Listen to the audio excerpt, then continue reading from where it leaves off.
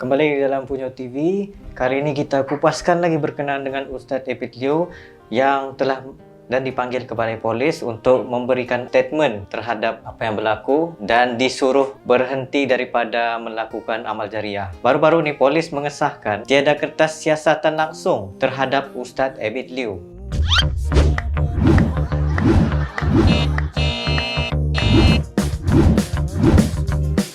Jadi siapakah sebenarnya yang membuat aduan nih? Wih, tak puas hati nih, tak puas hati. Siapa sebenarnya yang buat aduan nih? Adakah aduan nih ialah aduan palsu yang direka semata-mata untuk menjatuhkan Ustadz Ebit Liew? Wallahualam, kita tidak mau menuding jari di sini.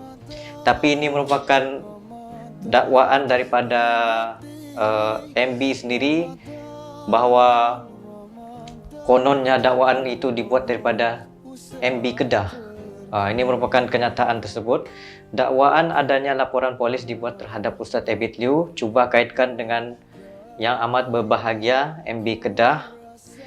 Saya kenal dengan tularan meluas di media sosial yang mengaitkan saya dan pejabat Menteri Besar Kedah. Oh, isu politik dah.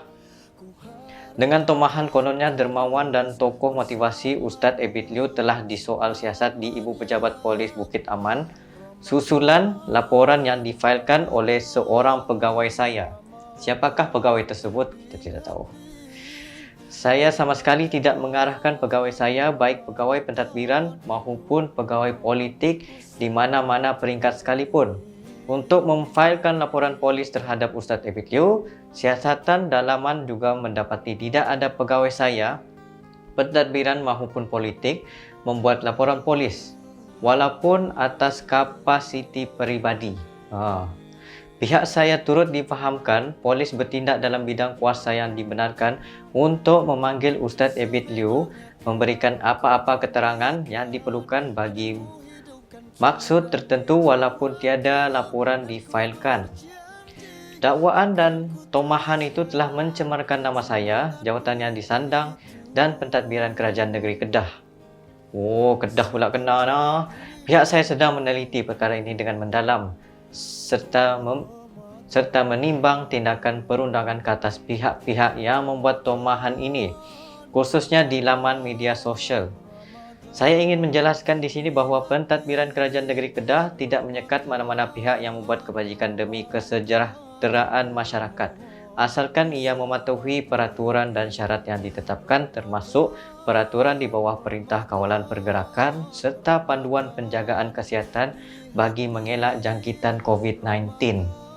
Di kesempatan ini saya merakamkan ucapan terima kasih kepada semua pihak, baik persatuan, badan bukan kerajaan, orang perseorangan dan dermawan seperti Ustadz Ebit Liew yang tampil menghulurkan bantuan kepada golongan yang memerlukan pertolongan di negeri Kedah.